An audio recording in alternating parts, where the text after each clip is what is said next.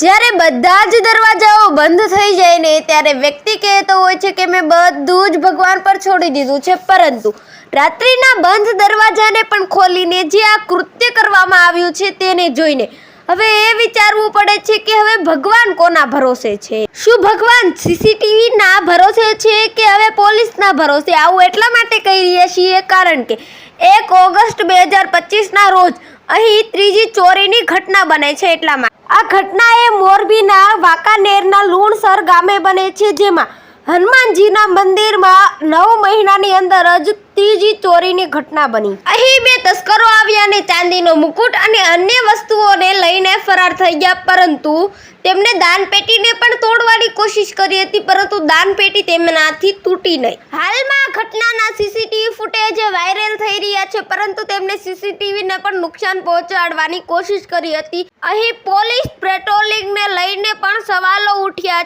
હવે આ બનાવને લઈને તમે શું કહેશો? કરો કોમેન્ટ.